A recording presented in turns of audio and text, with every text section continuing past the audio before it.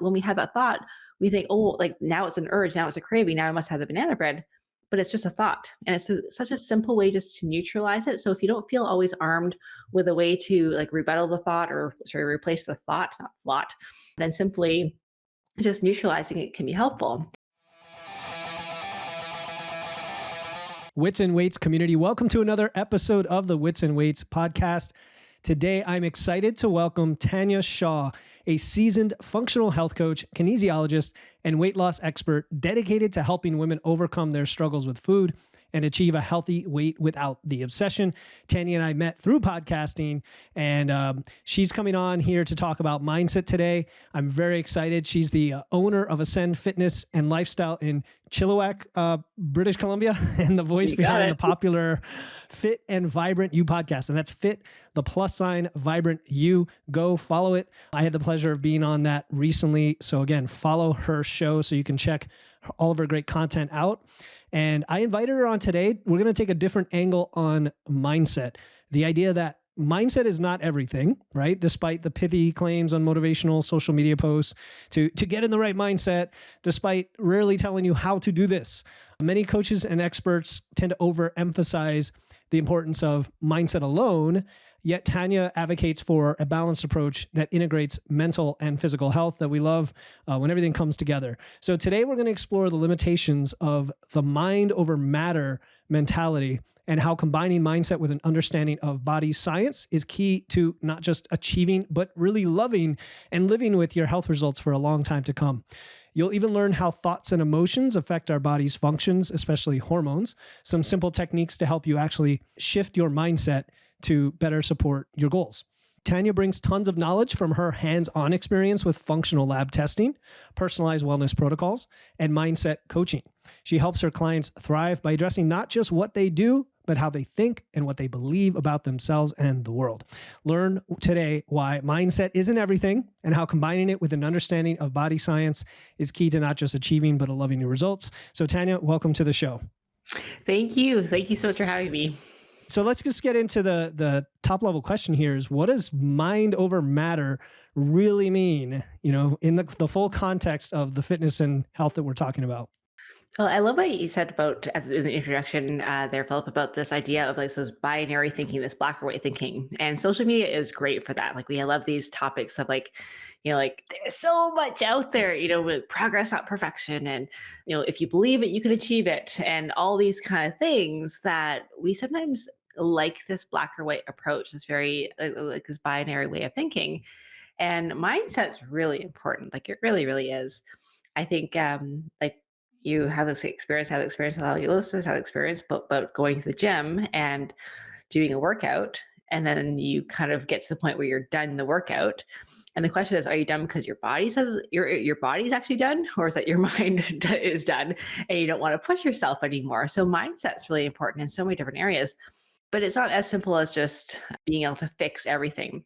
When I first started in my health and fitness journey as a coach, I was back in 2007. I opened my personal training business, and I was very much on push hard, push hard, push hard. We did like intense workouts. We did macro tracking. We did low carb. We did all the things, and my clients would get really great results, but they were not able to stick with it. And they had this kind of on again, off again relationship with food. And it was in their, in all the progress. And it wasn't until 2015 where I realized that something big was missing in my coaching programs and a lot of coaching programs in the fitness industry, which is the mindset piece. Like, how do we think differently? And then I kind of dove really hard into that and thinking mindset's everything. And you see that on Facebook as well. Mindset's everything. But then you get to this point where, okay, I have this great mindset, but my body's not as functioning. And I think the biggest issue with mind over matter, or like this idea that mindset's everything, we can kind of will ourselves into things, is that sometimes we end up, and I see this so much more now that I'm working with women in midlife and beyond through the menopausal journey, that we can also have the tendency to not listen to some really important signals that our bodies are telling us that it's time to rest. Or we have this idea that it's just like I can push to the point of burnout. And to an extreme, if you're always pushing yourself, we can actually bypass a lot of our emotional needs and what our body actually what we physically need, because we think we should be doing more. We think we're not enough. We think we always need to have the hustle, the grind, and that eventually is going to lead to some of the burnout. And so mindset is absolutely important, but we also have to balance that with actually like supporting the body, because they really do go both. They really also go both hand in hand. Another example is, most of us have a pretty strong mindset first thing in the morning when, well, maybe not like first thing in the morning, but after your cup of coffee and a bit of journaling or meditation or cuddling with your cats or whatever, because we're rested, right? And then at the evening, this is when most people struggle with food and poor decisions, 7 o'clock, 8 o'clock at night, because we're depleted. And so we also have to, in order to also have a great mindset and work on like the willpower, whatever we want to call that, you also need to really work on supporting your body and giving your body what your body needs so that you can have that bandwidth. You can make those better decisions. Yeah, there's so much in there. It's like a spectrum, is what I'm hearing, that there could be this incongruency between your mind and body at any one time. And if we go too much in one direction, we tend to sacrifice the other. You talked about being in the gym. Maybe your mind is the weaker component in some cases, and you're giving up too quickly, and your body is able to handle it, but your mind's not telling you to keep going. Conversely, maybe you're doing too much and you have this tendency, like you said, you don't listen to your body. And we talk on the show a lot about intuition versus data, and it doesn't have to be, I don't think it has to be mutually exclusive. Like, I think you can take data, you could take how you feel, and then you can push yourself, but then realize you're pushing yourself too far based on how you feel in the data. So I kind of love all of that. Also, you really spoke to me with the morning energy thing. I was just thinking this morning, like, you get to that peak point and you're just excited, like, man, if I could feel this way all day, every day, I would just get more done than you could ever imagine. And then, we're recording later in the day, which still have enough energy, but it starts to get where your voice gets worn down, your mind gets worn down, your body. I work out in the morning. So like, of course I'm amped up then. And by the end of the day, I'm just potentially dragging. Okay. Mm-hmm. So I just wanted to comment on that because I'm sure it's very relatable to folks. So then where does that take us next? Probably to how do we identify maybe that gap, or collect data about ourselves so that we can listen to our body? Maybe we'll go there. Yeah, and I love your point there, Philip, about this idea. Like, it's not one or the other. It's really is a spectrum, and we have to have both. Because how often do we have this idea where we're like, you don't want to go to, you don't feel like going for a walk, right? Like, how often, and you probably have heard that from yourself and also others that you work with. Like, I don't feel like doing something, but then you go and you feel so much better. And so that, at that point, like, listening to your body is not necessarily helpful in that Yeah. time, because Yep. your body's in your mind, and your mind is saying like, no, I don't want to go, but really it's going to be a better thing for you. You know, there is, when we think about mindset and changing your mindset and overcoming limiting beliefs and figuring this out for yourself, I think one thing that we really do want to have as humans is we like things to be really clear. We like things to be, oops, there's Zoom doing the thumbs A up. little thumbs up. Yeah. We like things to be clear. We like things to be very fast. And we like things to be like, we want that certainty and that speed. And when it comes to changing your mindset or figuring this out, that's what we want. We're like, okay, so like, give me the 5-step process. What's the three things I need to do to get that? And what we're really building here, and this is a skill that we're going to keep practicing for the long term, it's going to serve us, is learning how to have some wisdom. And that means not like reflecting on yourself, building awareness, having that inside reflection, like, what's been going well, what's not been going well. So you can start to discern like what's working and what's not, and what's going to be the best steps for you. I think that's a really important thing. And this is one thing that, when it comes to the weight, getting stronger, weight, losing weight, everything, we just want, like, yeah, we love that clarity. We love the, do this and we get this, but that's not the way the body works. When it comes to the mindset pieces and starting to learn, I think one of the best places to start, just like you do when you are trying to lose weight, one of the first things we do for nutrition is we document it. Like, you start to build some awareness. I think that's for changing your mindset, for becoming aware of these patterns. That's a wonderful first thing to do, is to start to have just a little bit of a build awareness. Like, what are you thinking? And usually our thoughts drive feelings and actions. And so sometimes we don't know what we're thinking, but then we can start to say, like, well, what are the feelings and the actions that I might want to change, the behaviors that I might want to change? And then start to question what are the thoughts that are behind those and what are the thoughts that are driving them. And that's a great place to start with actually starting to it's hard to change things that we're not aware of. I mean, you can do it by accident, but just like in your programs, like, this is why you measure like you track food when you're, because if you just have no idea what you're doing, it's really hard to make a choice, it's just, or a better choice. And I think doing the same sort of audit with your thinking can be really important and really helpful as you start this journey as well. A simple thing to do is like one of the first tools that I use with my clients is we do a food fitness and feedback, like journaling. And so you write down, because a lot of my clients come to me for weight loss, and we write down like the food that we're eating, but then also like the thoughts about it. Are you eating because you're hungry? Or are you eating because you're bored, or you're telling yourself that this one little thing doesn't count? We're all starting on a Monday, but starting to become aware of those thoughts. And as frustrating as it is, because a lot of our thoughts are like, they tend to be quite repetitive.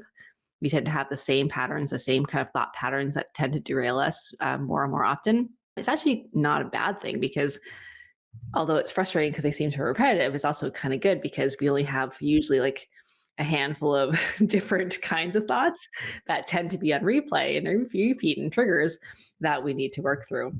Yeah, so I love a couple things you said, or a bunch of what you said there. So just to kind of recap, my understanding is people are often looking for kind of methods or steps or a framework or principle, or not even principles. They're looking for exactly like 1, 2, 3, 4, 5, like you said. And really it's a skill which requires a lot of internal reflection and developing wisdom over time. And you basically pointed to two very key things. One is awareness through some method of getting that awareness, which some methods are incomplete that I've seen, where you kind of alluded to it. You might track your food, you might track your lifting, you might even track your biofeedback, but if you don't then tie that to the thoughts that then drive the actions, you might change the actions, but it's not for the right reason or in the right way, and kind of gets you back in driving in circles. It reminds me of something I recently heard on The Hidden Brain. Dr. Judd Brewer was on there. Do you know the show? I listen to the Hidden Brain too, not always, okay. but I listen to that one and the happiness. Yeah. I like his name. So Dr. Brewer was on, and I invited him on the show. He's going to come on the show. So he works at Brown in Rhode Island, Brown University, and he's an expert in cravings. And he was basically saying the same thing. He said, look, one very simple way to break your addiction to anything is mindfulness and awareness of it, and what the thoughts are behind it. So what you're saying is very powerful for people listening. Like what Tanya is suggesting, we can get into specifics, is anything that you're struggling with. Maybe it's just you really love those baked goods. Next time you have a baked good, maybe just start writing about your thoughts through the process of the baked goods. You might find that first bite is amazing and it was totally worth it, and embrace it. And then by the fourth muffin, maybe it's not the same experience. So Possibly. Anyway, maybe not. Right. So how, okay. So then two things come from this as questions. One is, I guess, any specifics on how to do that you would recommend. And maybe you already said that with the journaling. And then I want to get into how do all these things then affect our body? Mm-hmm. They affect our feelings and actions. How do they actually affect our body's functions, like hormones and things like that? Yeah, so, threw a lot super excited to get into that. Cool. Your comment there about the muffins and everything like that too, I think that was a great example. And you talked about mindfulness, and we were talking about mindfulness. And one thing I have noticed over and over again with so many of my clients, like 99%, they say they love the muffin or the cookie or whatever, but when they're actually eating it, they're not present. Like, how often does that happen? Where like we think about, and I work with a lot of, like, most of my clients have like just a really struggle with food, and it's more the mental emotional side of things, and still like what to do. But we think about food, we love food, we prepare food, but then when we're eating it, we're not present. And so it's such a, like, when you think about that logically, you're like, what? Like, that makes no sense. And yet we do it all the time. When we're eating it, we're thinking that we shouldn't eat it, or we're standing at the kitchen counter pretending it's not happening, or we're eating the crumbs. We're not fully present. And one of the greatest tools, just not even mindset pieces, but if you start to really like actually eat the thing, like when those that proverbs like when you're walking, walk, when you're eating, eat, or whatever, something along those lines. But when you're there, you'll notice one is that sometimes, quite often, you don't actually like the food. Like when you're honest with yourself, you're like, this is kind of crap. Like a Hershey's, actually, I was listening to another podcast. I listened to one called The Happiness Lab as well. Oh, okay. It's kind of like the same lines as The Hidden Brain. And she was talking about Hershey's Kisses. I'm like, that's a great example. Sometimes we want the chocolate, we want the sweet. If you actually mindfully eat a Hershey's Kiss, you're like, it tastes like plastic. It's not good. And that could be a great thing, because one of the things I think again, we have talked about like this binary thinking. We have all these thoughts about, that food should just be fuel, and, don't treat yourself with food. You're a dog. Like all this like stupid, like Hmm. just one sided like nonsense that is not helpful at all. But I think food can be like, it should be ideally very pleasurable. Yeah. And it's a wonderful pleasure. Like I love food. And so one of the tools you can do and specifically for eating, is when you actually like slow down. And I know I'm not the first one who's told you this, but you slow down, you mindfully eat your food, you eat generally a lot less, or at least you're more satiated, and your digestion so much better. Hmm. I do lots of gut health testing, and a lot of my clients have digestive issues and stuff. And one of the first things we can do is just slow down and chew your food. I know your mom told you that, or someone told you that when as a kid, and it's so simple that we kind of like discard it and think like, oh, that's Hmm. like no, I need to like take these supplements and probiotics and all these fancy pants things. But slowing down and chewing your food is amazing for your stomach acid and for your enzymes to digest your food. And you get so much more enjoyment out of it. Plus, we're supposed to, when we eat our food, we're supposed to be in that relaxed state to actually promote digestion. So that's one thing there. But that was kind of a roundabout way to actually change your mindset and change your thoughts. Like we said, the first step is like starting to become aware of what they are and starting to just think about what you're thinking. And I don't know if any other uh, mammals or creatures can do that, but we can. And it's a pretty cool It's feature amazing. of humans. Sometimes it has its like downsides, but Of course. It's a I don't blessing think, and a curse. yeah, I don't think my cats think about what they're thinking. I don't think they're thinking about anything, but start to become aware of those thoughts that you have. And after that, like sometimes we think that the thoughts are so fast that we don't even recognize that they're thinking anything. I think we've all had that experience where we're like, all of a sudden we're in the pantry. At least I have anyway. And you've eaten something. You're like, I didn't even think about that. There was probably a thought, but sometimes it's so fast or so repetitive that we're not sure it's there. So you can ask yourself the question, like, what might have I been thinking?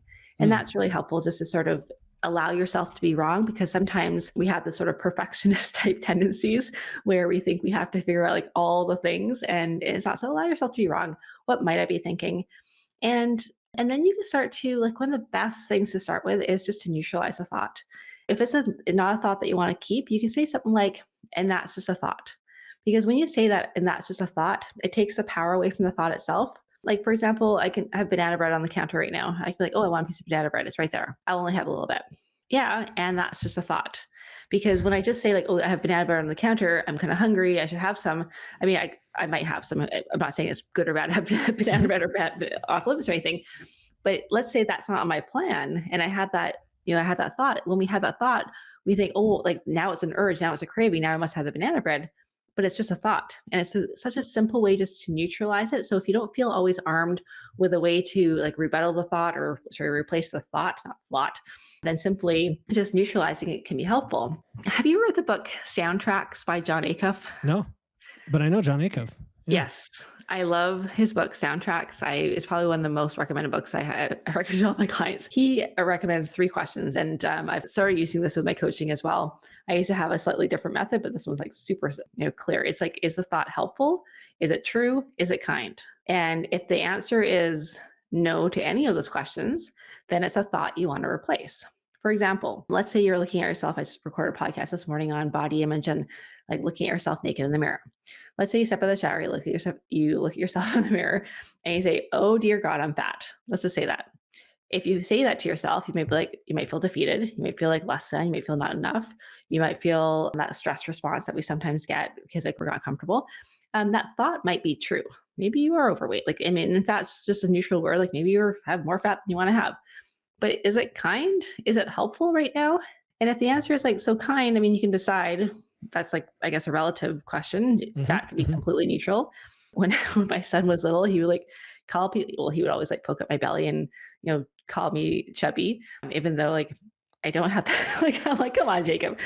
But for him, it wasn't a bad thing. It was just like he was just like looking at like have a little belly fat, and there we go. Hmm. Like it wasn't negative, it wasn't positive, it just was. So you can decide whether it's kind or not. But if it's not kind, if it's not helpful, then that's a thought that you can start to replace. Same thing with saying things like, "I'm so out of shape." It might be true. Maybe you are out of shape, but is that thought helpful right now? And maybe it's somewhat helpful if it's going to spur an action, but then we probably don't want to keep repeating that thought over and over again that I'm so out of shape, because it's a very defeating thought. And so things like, say, for an urge or a craving, if you say to yourself, like, this one thing doesn't count, or I'll start again tomorrow. Those sort of Hmm. those like kind of common phrases that we say quite often. It's not true. It's not helpful or not, or in kind is kind of neutral. And then you can start to replace those thoughts. And the best thing is just to start to think other thoughts that could be more true, kind, or helpful. So the example of looking at yourself in the mirror and not liking what you see, or thinking you're fat, you could say like, yep, I have a body. Like that's a more neutral thought. Or I'm in the process of taking care of myself, or I'm committed, like, or this body has like gone through a lot and I'm committed to taking care of her. Those are all things you can say. Same thing with, I can't remember what my other example was now, but like, oh yeah, I'm so out of shape. You can say like, and I'm in the process of taking care of myself and I'm committed to, focusing what I can do today.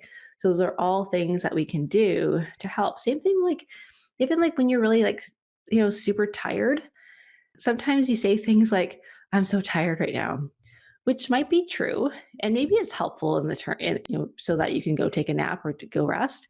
But sometimes when we just like reinforce the fact that we're tired, we feel more tired. And sometimes we don't need to, like, and we can't take a break, or we should, or maybe we're not that tired. We're just telling ourselves that we're tired. And then and that's where that it's a bit nuanced, because, you don't, is it your mind telling you that, or is your body telling you that? And that's where we need that reflection and to start to have some honesty with ourselves as well. So much there. So much there. I'm just listening to you because this is enjoyable. It's like you're giving me a podcast here on all these wonderful tools. I'm going to try to work my way through some of the things I got out of this. First of all, my wife makes the best banana bread. So I'll tell you, I eat a banana every day before my workout. And the ones that start to spoil, it goes in her banana bread pile.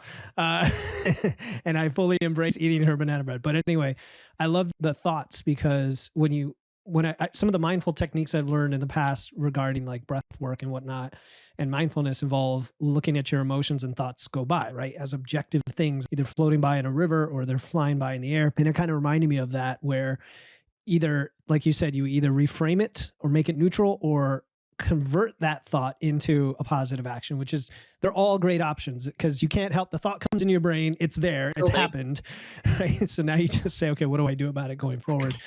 It is funny because I have moments of self-consciousness all the time. Like I recorded a video in my gym for my community to show them how to work out and do certain things. And I'm constantly evaluating my own body in that video, right? We do that all the time about ourselves, but then we can say, okay, and this is what's going to happen. Or, and, I'm being helpful to the people watching this, and it doesn't matter. You can definitely replace your thoughts.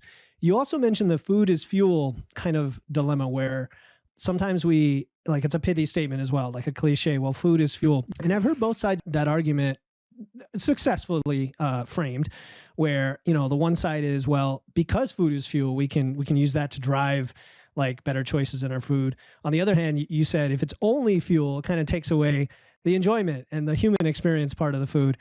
And I'm trying to gain weight, and I get to the end of the day, if I'm quote unquote a little behind on my energy intake, it's like, do I think of that as fuel and just stuff my face with gummy bears, or do I do I like kind of reframe my experience with food so that it's enjoyable and it's serving me? But again, I'm rambling as well here, but I love all of these tools that people can use to neutralize their thoughts. So thank you for that.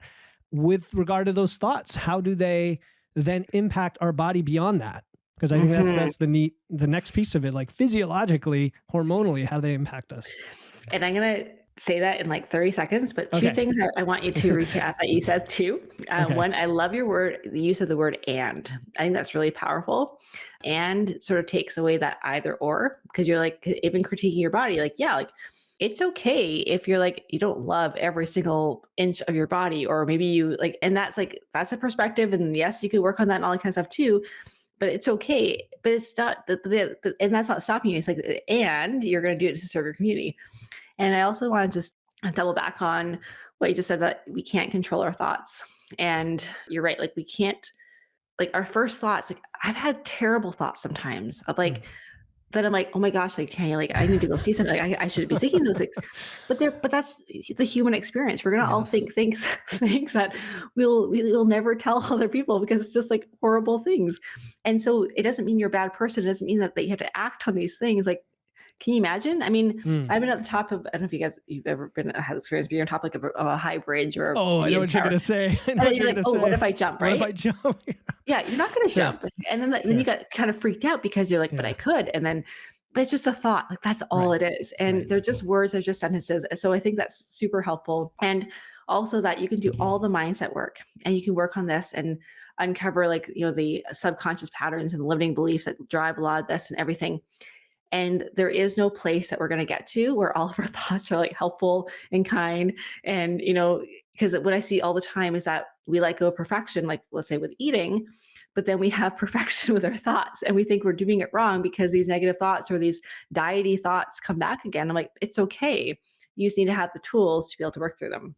Okay, so how do they affect your or hormones? So I really got into looking at hormones, digestion, detoxification, energy production, nervous system, immune function of my clients about 2, 3 years ago. And the reason why I got into that is because I was doing a lot of the foundational basics. And I still think the foundations are like where it's at for most of us. We're just not doing them consistently, like moving your body, like sleeping, water, balanced meals, like bringing joy, less stress. And but for some of my clients, they were doing that. They were having like awesome like breakthroughs in their mindset, but they still were just stuck with results. Like they just were like still digestive issues. They were like maybe not losing weight, some weight loss resistance, and they legit were like doing lots of things, like doing the things right. They weren't just like they were consistent. And so I wanted to uncover like what's going on, like what's really going on underneath the surface. So that's when I got into just learning how to actually test these things and look at labs and stuff. And labs are wonderful. They're fun. They're a great tool. They're not like going to solve everything. They definitely have their limitations as well.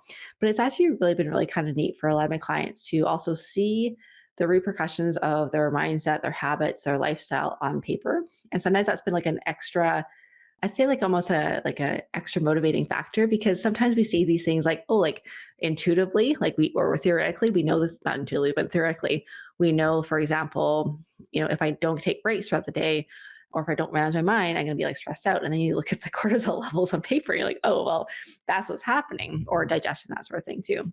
Hi, my name is Lisa, and I'd like to give a big shout out to my nutrition coach, Philip. With his coaching, I have lost 17 pounds. He helped me identify the reason that I wanted to lose weight. And it's very simple, longevity. I want to be healthy, active, and independent until the day I die. He introduced me to this wonderful little app called Macro Factor. I got that part of my nutrition figured out. Along with that is the movement part of nutrition. There's a plan to it, and he really helped me with that. The other thing he helped me with was knowing that I need to get a lot of steps in.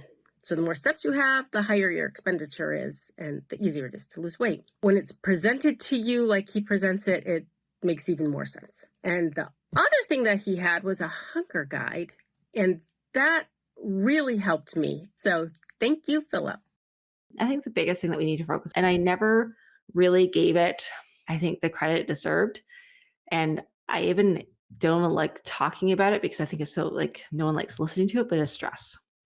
Is stress and stress management. And I hate the word stress management too. Like it just feels like managing your stress, like your portfolio and your it does, but it's such an important thing. And the thing is that from a physical perspective, when a lot of people have really like ongoing negative conversations with themselves. They're hard on themselves. They focus on the negative. Even just like, I don't know if it's true or not, but like you have conversations with people like, oh, how are you? Busy? And we talk, and then we like talk about how it's raining all the time. And it's just like it's like negative kind of lot. And a lot of us, like we're in our heads all the time with this negative energy and this negative soundtrack that we keep repeating to ourselves. And from a from like an experience perspective, it doesn't feel good. Like it just doesn't feel good to have that. But then it also impacts how our body functions because it creates this low grade stress in our body where we just don't feel safe. And that can impact our cortisol levels. So what I usually see at the beginning is cortisol levels go up and then eventually the cortisol levels go down. Cortisol and the stress response tends to be like the first domino that affects everything else. We talk about how like all diseases begin in the gut. And I really think that stress causes the gut issues that causes everything else. Like I think that's how it goes. But yeah, it causes gut dysfunction, blood sugar dysregulation. I mean, on a simple state, we talk about blood sugar and regulating blood sugar with food a lot, but cortisol affects like that regulates blood sugar too. Cortisol is going to spike blood sugar levels. And if you have cortisol spikes because you are like always on edge or not giving yourself that self-care or whatever, or talking meanly to yourself, always thinking you're not enough, then you're going to have these hormonal imbalances. And stress is the body's priority because from a survival perspective, the body doesn't prioritize weight loss for one thing ever. Hmm. Hmm. That's like the last thing. Like, there's no benefit for a survival perspective for us to lose weight up until like the last, what, 30, 40, 50 years. Like, Hmm. Hmm. so that's why like the body doesn't produce reproduction. And so when stress levels are up or you're not producing, like you're having imbalances there, that's when we see lots of like a lot of women really struggle with menopause and sex hormones at that time, like the perimenopause transition, which is a whole other, yeah, that can be fun because the body doesn't prioritize fertility. The body Hmm. prioritizes stress management and protection for yourself. And so we, when we have these negative self-talk, just being mean to ourselves kind of stuff, and it's shocking when I had to do challenges or some of my coaching programs, women start to like write down and become aware of the thoughts that they're saying to themselves. It's awful. Like, it's the kind of stuff you're like, oh, it's like, oh, we don't do that anymore. Like, there's enough education about self-talk and everything, but the stuff that they write down, it's terrible. And then sometimes stuff I think about too, like when I write down, like, oh my gosh, like I gotta check that. Like, it's just not helpful. It's not kind. It's not, I mean, it's not true either. And that creates a stress response in the body. And then I think it's so important too that we really do focus on both like the mindset and also the body science, because what happens is sometimes we have like, a stressor, like the thoughts, whatever, and that creates, let's say, gut dysfunction, blood sugar regulation, can't sleep. What happens when you like have like you're in pain all the time, you have inflammation, you can't sleep, you tend to also make poor choices. And so you're still, so that's like that cycle of it's just like this never ending cycle of like, I'm stressed, I make poor choices because I'm poor choices, I'm stressed. And stress also is not an emotion. We often say like, I feel stressed. It's a physical response that often happens to emotions. So if you feel very fearful, or if you feel like, panicky, or you have ruminating negative thoughts, there's a stress response there. But stress response is also due to sometimes like things like blood sugar regulation, infections. It can be due to like food intolerances, poor, if you're not sleeping well enough, if you're eating too much, too little. Exercise is a stressor. And I see this, I would say most of my clients actually that I work with probably could like, I don't think they over exercise, but there is a tendency for some people to overdo the exercise too, because we want to like burn the fat and lose the weight. And it's just so counterproductive when we overdo it. Yeah, everything you're saying makes a total sense, and I think the lens of stress being potentially the root cause of everything can be a very helpful one, right? Because then we can kind of tie that to what we're doing and very specific things. For example, the other night I ate out later than usual and had a few drinks. And I rarely drink these days. And so what happened? My HRV went out of whack. My resting heart rate was up. My temperature was up for the night. I wore an Oura ring. So you get all this cool data to kind of validate what is be the case when you wake up in the morning and feel 5 degrees warmer than you normally do. Maybe that's what women feel with hot flashes. I don't know. But you feel that and you're like, okay, that's a form of stress. And now that's going to have a cascading effect for the rest of the day, especially if you didn't get any more sleep than you normally did. And so I like how you mentioned pretty much everything we do that's kind of beyond the body's normal capacity in some sense. Food intolerances, like that's I'll say uncontrollable thing other than putting the food in your mouth, of course, but that's causing a stress. Overtraining. I just mentioned alcohol, and all this is tied, like you said, to hormones. You've got cortisol, you've got the HPA axis, you've got all this other complicated stuff we don't have to necessarily dive into that makes everything else harder than fat loss, right? And everything else. So, and sleep. Poor sleep causes poor stress. Poor stress causes no sleep. Exactly. Yeah. So it's good to just understand that. And people are like, oh, there we go again, talking about stress. But it's like, you could do all the other things and they're just going to be so much harder. Just take care of yourself. But I know it's not that easy, but it can be because you got Tanja here to share, the wisdom with us. So what are some things we can do, unless there's more to explore on the physiology itself, but what are some things that we can do to change our mindset that then affects our stress so that we can improve our stress? Because that's what we're trying to link with all of this. Totally. Yeah. And back to your point too, like lots of things are simple, but I also want to recognize and appreciate that a lot of people's lives, it's not easier than just like, it's not easy. Like a lot of people have have real excuses that are not like, oh, I'm watching Netflix all day, I don't have time. Like people have real things happening to them. They have stressors in their life. Some people have dealing with difficult relationships, they're dealing with deaths, they're dealing with aging parents, they're dealing with spouses who are, having issues with health. Like there's so much.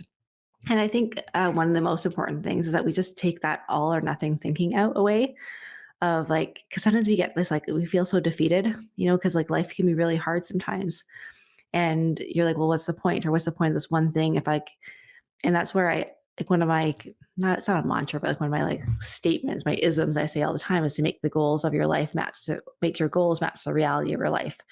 And if you're like not sleeping well because of whatever reasons, and sometimes there's like it's a real thing. So for some people have like kids, some people have just there's so many different things that can go on.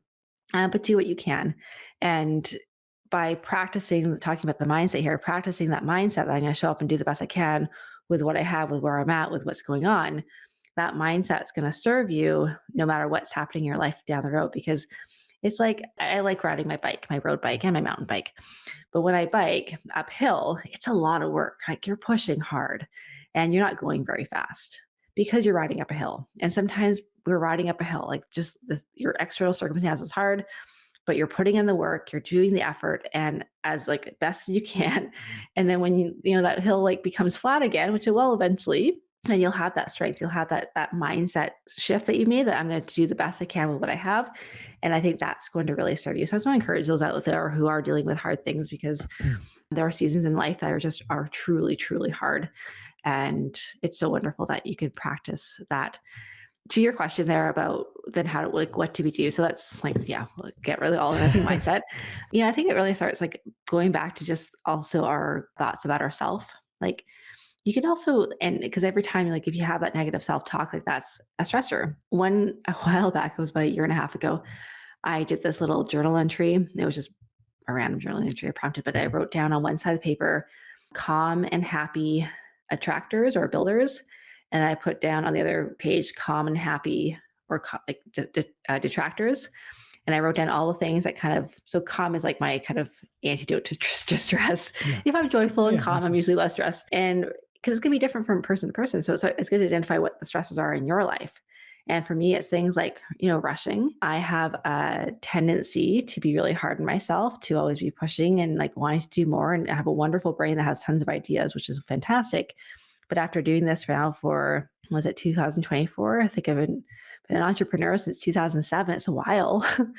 Like there's some burnout. Like there can be some burnout if you keep having this, like, I need to push, I need to grow, I need to grow. And it's like, for me personally, that's a bit of a stressor. So I think the stressors that in your life are going to be individual, and to take some time, write it down. Like what are the things that are, adding, what are the things that are like bringing joy, what are the things that are like helping me like stay grounded. It could be things like your walks. I have 3 cats, who I love, like, spending time with my cats and go for a walk after this recording and with a neighbor's dog. All those kind of things they add to my life. They keep me more calm and grounded. And then what are the things that are causing the stresses? Some things we can't control, or if we did change them, there'd be a really big consequence that we may not be ready for. For example, if you have an aging parent that's like you're really a major caregiver, you can choose not to. Like that's a choice, but there's a consequence of that. And so, although it's a choice, we have to really respect like that might not be the best choice, and might have some values that but even within that, maybe it's setting boundaries and things like that too. So I think the best thing for that is just to be individualized for yourself. Like what are the things and how can I give myself, more things that are kind of recharging me and giving me that recovery, and less, and not even less things all the time. It's just finding, I love the word balance. I don't think balance is really realistic or a goal that we're really getting to, but it's about just trying not to make it totally off balance where you have all these stressors and not enough. And a lot of the stressors that we have on ourselves. It's this perfectionism. It's the thinking that we should do everything, having 37 things to do on our to-do list and only getting done 10, and then feeling we're a failure. And then like thinking like, we're behind, that we're not enough, like all those are stressors, and starting to pay attention to them and see what else we can do and reframe that, I think can really serve us. And as I speak to this podcast, I'm speaking directly to myself too. Like the struggle is real. Yeah. And I'm like, I know. Yeah, no, there's so much good there. You said that people have real things in their life. I mean, that, and the way I've also phrased it in the past is like, life is life. Life is going to exist. It's like Christmas is going to come on December 25th, whether you budget for it or not, right? Mm-hmm. Life is going to happen. And in fact, that's the norm. There's the idea of this smooth sailing, everything's routine all the time. You could eat like a bodybuilder 100% of the time because life is perfect, is rare for anybody. So you mentioned the all or nothing thinking and matching the goals to reality of your life. My mind started going to stoicism when you got into doing the best with what you have and taking care of what you can control. But what I really love was your analogy of a hill. Sometimes you're riding up a hill and it builds resilience. And then that got me thinking about optimism bias. So I wanted to ask you about this thought of, so a lot of people have told me in the past, oh, you're so positive, or, almost like rose-colored glasses, like Pollyanna about certain things. And when I was younger, I saw that as a negative. Now I fully embrace it because not only has it served me, but also I think the evidence shows that when people have an optimism bias, whether it's natural or they've learned it, rather than falling on like disappointment, like people think you will if you're too optimistic about things, it tends to drive you to do something different in the face of whatever's happening. I mean, what are your thoughts about optimism bias? Because you said dealing with hard things, doing the best with what I have.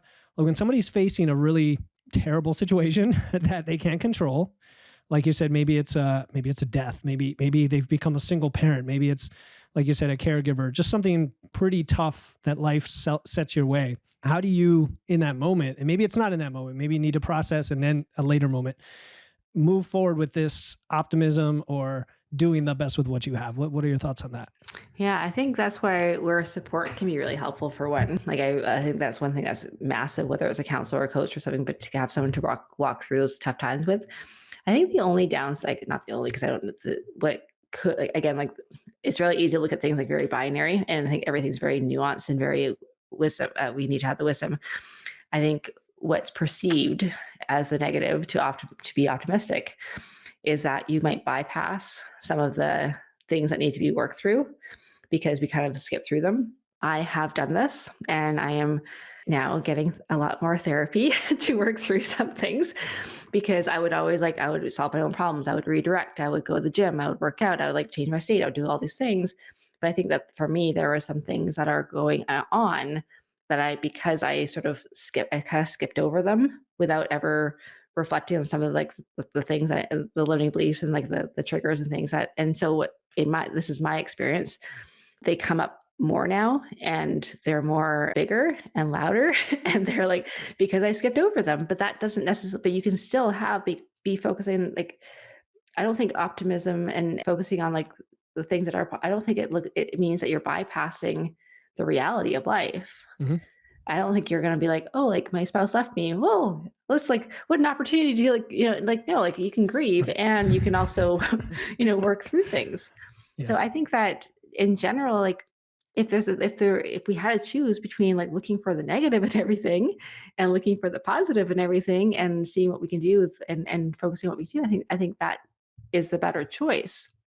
With the understanding that it doesn't mean that we're going to be happy all the time, or that if we're having like that we're bypassing our emotions or we're not feeling like the things that are also meant to be felt, that sometimes we can that are like this idea, the bad emotions, we don't want to feel them. I don't like feeling them. I hate feeling them. And I've like bypassed them and repressed them for long enough that they're surfacing a lot more now. And so I think there is again, that I'm kind of almost like, I don't know if I've been like circling the question or actually getting to it or not, but it's this idea that it's not one or the other. Sure. And it's not like I don't think what you're saying is that you are positive all the time and you like only look at the bright side and you never like recognize the reality of like that things are also hard, or people, you can grieve and be sad, all these kind of things too. Agree. Yeah, no, yeah, for sure. There's a nuance there that I was relating to what you had said about the hard things are going to happen. You're going to acknowledge them. You may reflect on them, process them, and you want to move forward in some way that is dealing with it and taking advantage of that resilience you get through that process in moving forward, because your life might be harder than someone else's. That it's just reality. Now that we know that, let's go forward, but not again with rose-colored glasses. And you did mention one other thing about, you called it balance and then kind of stepped back and said, well, because the word balance can become cliche.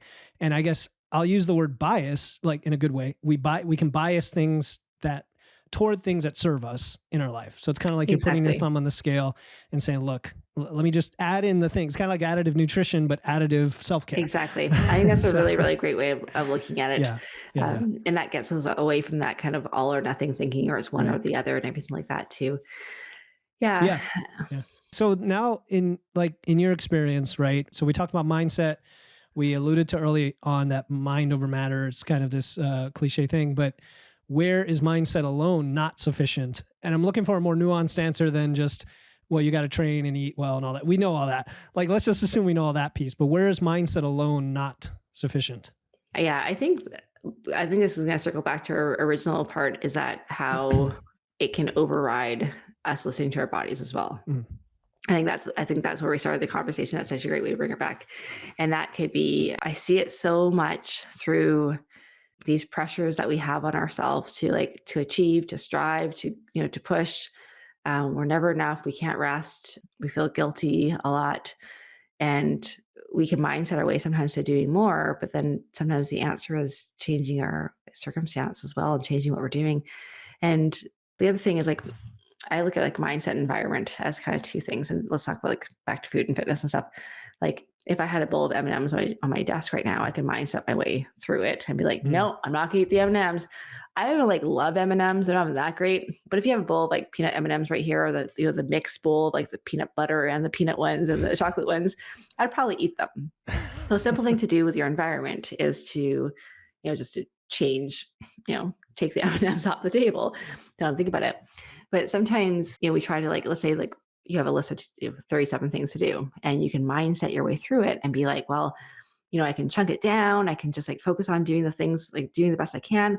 Or you can make your list down to 3 and decide I'm going to do 3 things instead. So sometimes I think by focusing too much on the mindset and not acknowledging the environment and the circumstance, we can maybe have to work too hard to try to reframe what we need to do. Let's say you're in a bad relationship. You can mindset your way through it. You can be like, you can do all the work, but maybe sometimes the relationship just needs to change. And that's, I think, sometimes when we look at things and this is why, like, I love and I hate social media, is that we love these like dichotomous way of thinking where it's like, yeah, mindset's everything, or like blah, blah, blah. And then we get all the likes and shares and it's like so awesome. But if it's simple, it's not always, sometimes true, not always Yeah. true though. Yeah, 2 things come to mind. I love that you've, on one hand, said we could use our intelligent brain and mindset to prevent using too much mindset, so to speak. Like, we can get smart about it and intelligent and be efficient, or whatever the phrase you want to use, of creative, come around the problem and say, well, I have these 20 things I think I have to do, but let's narrow it down to 3. We can delegate, delete, this, that, before we even get to that. The other thing that comes to mind is, the habits and behaviors we create through these practices over time kind of eliminate the need for that mindsetting your way through things as well, right? Because you've gotten to the point where now your body has almost taken over with the muscle memory or the mindset that's just ingrained in the back of your brain, in a different part of your brain now. That's just what comes to mind for me. Yeah. Okay. So I know we have like 10 minutes left. There's a whole bunch of things I would want to touch on. This was an interesting one that I thought of with you here, is you have that background in functional lab testing. I wonder, are there any biomarkers or lab results that predict or influence or are associated with mindset changes? And I don't know if you know what I mean by that, to tailor it to people from their lab work. Yeah, and there's not that I know of, there's nothing that's specifically there, because the body is like, I look at, like, for example, cortisol levels and the cortisol patterns for the day a lot, but that's influenced by so many different things, mindset being one of them. And so I think and whether it's that or like as much as I love functional testing, I think this can be really targeted. It can be wonderful to get like the right protocols for each person. You can always base on, like, sometimes how you feel for some parts. Like, are you sleeping well? How's your digestion? You talked about your apps that you use, like your Aura Ring and stuff like that too. Like, those will tell you a couple things as well. I'm not familiar with them. I actually have no track. I track my food right now. I'm in a tracking phase, but I have like no wearable trackers. I retired my Apple Watch about a year ago. I'm like, done. So I have my Timex watch. That's about it right now. Because to me, honestly, not to say that they're bad or good, but that was one of those calm and happy detractors, is I was starting to like try to, to do certain exercises because I knew it would like burn more calories, or walk a certain distance. And I was like, I just don't want to do that. Like, I don't. Yeah. And I also didn't want any text messages or phone calls on my phone or wrist either. So I love it. Yeah. I mean, that sounds like a form of self-care for you. You've made that choice of these things tend to And it's not for add everyone. stress. Yeah. Mhm. You're also big with the outdoors, right? Outdoor activities, hiking or paddleboarding, I think. I love it all. Yeah. That's my problem. I love Okay. it all. Well, just tell me about I just want to know, so the audience learns a little bit about you, maybe tie those experiences into how you integrate, your mental and physical health. Just give people a vision of like being outside doing one of those activities. Oh, I still love it. And like I alluded to, I don't do everything well. Like I think a lot of the times we have the knowledge. And for me, I think because I've kind of coached myself for so long, it's been I kind of got through things, but now I am getting a little more, yeah, working with a therapist to work through some things that I have not, like patterns that I have not been able to solve on my own. And I think I'm excited about this process. Like it's been good so far. But I find, and everyone has their own thing, but for me, being in nature and is, oh, sometimes I don't know if I'm running away from like the to-do lists or running towards nature, but I spend a lot of time, like we do lots of backpacking and it's like an all-inclusive vacation because you've already like packed all your stuff and you just carry on your back. And I will go into like last year I think I did 5 like multi-day hikes and there's never cell phone service and you just shut off. Like, and what I love about it is that you hike for long enough that you're tired. Like, you hike for quite a few hours. You're carrying this backpack, which is usually way too heavy because I carry too much stuff. And then you get to camp. And then I just like, I sit there and I stare at the ocean or wherever I am or the mountains or whatever for hours. And the time goes by. I don't like, it's not like I'm trying to meditate. I just sit there. I'm in this like body calm. It's the most talking about like stress levels, it's like the most wonderful feeling. Like everything is just it's so good. And then the cool thing too, what happens is like we did this one hike. My son and I last year we did a 3-day hike in Washington. It was actually in the Olympic National Forest, which is just beautiful. And the hike wasn't that hard. So I had like, I think probably like 6 or 7 hours just like sit and stare at the ocean every day. And that's all he read. And I just did that. But then after that, I had like, it just gave me so much clarity, so much. I felt like all these ideas were coming to me by like day 3 of just downloads. It was just such a great experience. So more of that in my life, like more adventures, more and prioritizing that because we often so like have this idea of what success looks like. It's like often like it's the growth, it's like the income and all that's awesome too. But sometimes you got to question like, who are we measuring? Like what's your measuring stick? And same thing with like with body too. It says who you're supposed to like, why do you want that? Like truly, why do you want that? And it's just sometimes good to question those kind of things because I think sometimes we can push ourselves and sometimes lose sight of the things that we actually want, and which is often how we want to feel. For sure. Yeah. With all the hustle and the getting so zoned in on a single mode, you made me want to go camping again. It's been a couple of years. Okay. You're right. It's so like when you're disconnected, even for a day, it's incredible how you get into that more primal state of just, we're around nature. You're going to sleep with the sun. It's just this nice experience. Yeah. It's amazing. Yeah. Yeah. So, all right. I mean, we covered a lot of stuff here today, and hopefully people got some wonderful ideas and some unique perspectives here on mindset, on reframing, and so many other things. Is there anything that you wished I had asked? And if so, what is your answer? I can't really think about I was actually thinking about this question because you asked it ahead of time. I'm like, I don't think so. But I think the biggest one I wanted to circle back to, the biggest like kind of point is that I know this is so trite that it's a journey, but it really is. And there is no place where you arrive. And I think that's the biggest mistake that we get to do is we have like these ups and downs. And when we have the downs, we feel like we're doing it wrong. And it's so not true. We don't arrive. It's something that we're going to keep living into, working on daily, moment by moment. And I think that's a beautiful thing. I agree. There is no place for you to arrive. Love it. Love it. We're going to leave it at that. And I want people to know where they can reach you, Tanja. Where can they learn more about you and learn about your work? Yeah, thank you. So the best is probably the podcast, the Fit and Vibrant You podcast. So as I said at the beginning, it's Fit and then plus Vibrant and then U spelt YOU. And then my website is tanjashaw.com, TANJASHAW.com. And then there's all the links to everything else too. All right. So the Fit and Vibrant You podcast and TanyaShaw.com. We'll put those in the show notes.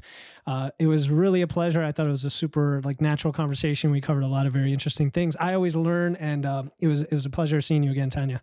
Yeah. Thanks so much for having me.